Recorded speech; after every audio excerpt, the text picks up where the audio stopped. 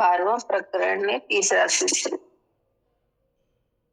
सम्यक अध्यास आदि के कारण विक्षेप होने पर ही समाधि का व्यवहार होता है। ऐसे नियम को देखकर मैं समाधि रहित में स्थित हूँ। फिर से पढ़ती हूँ। सम्यक अध्यास आदि के कारण विक्षेप होने पर ही समाधि का व्यवहार होता है। ऐसे नियम को देखकर समाधि रहित में स्थित हूँ। बता रहे हैं, आत्मा के अज्ञान के कारण ही मनुष्य मन, शरीर, बुद्धि व इंद्रियों का दास हो जाता है। वह भोगों में ही रुचि लेता है, जिससे अनेक प्रकार के विक्षेप पैदा होते हैं।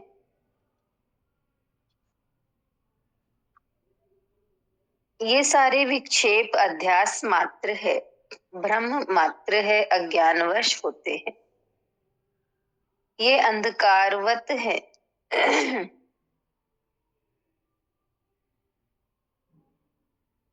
आत्मज्ञान के प्रकाश में ही सत्य और मिथ्या, तथ्य एवं भ्रांति, विवेक और मूढ़ता का पता चलता है। इस अज्ञान को दूर करने एवं आत्मज्ञान प्राप्ति के लिए लोग समाधि का व्यवहार करते हैं।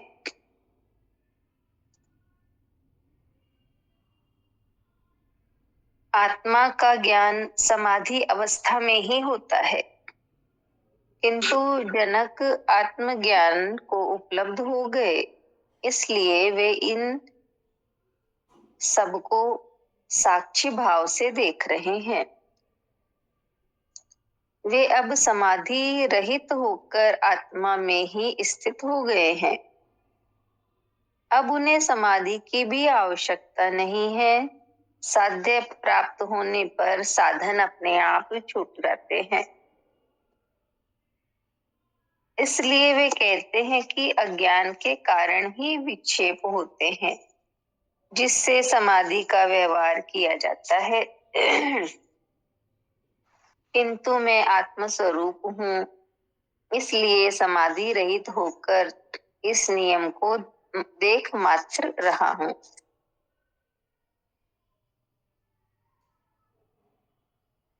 अब मुझे इस नियम के पालन की आवश्यकता नहीं है। अब मैं आत्मानंद में स्थित हूँ।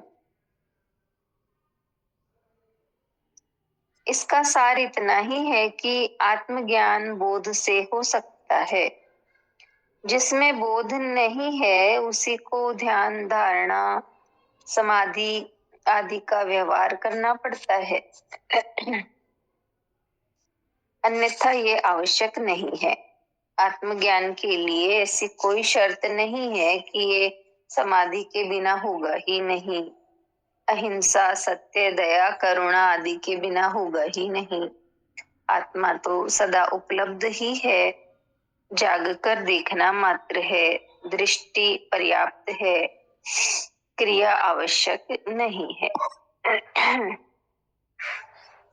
इतना ही है लेसन तो, जिसमें हमें यही बताया है कि आत्मा के अज्ञान के कारण ही मनुष्य अपने मन, इंद्रियों का दास हो जाता है, भोगों में रुचि लेता है, जिससे विक्षेप आते हैं मन में।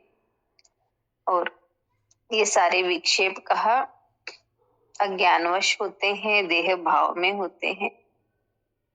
लेकिन इस अज्ञान को दूर करने के लिए कहा कि लोग समाधि का सहारा लेते हैं,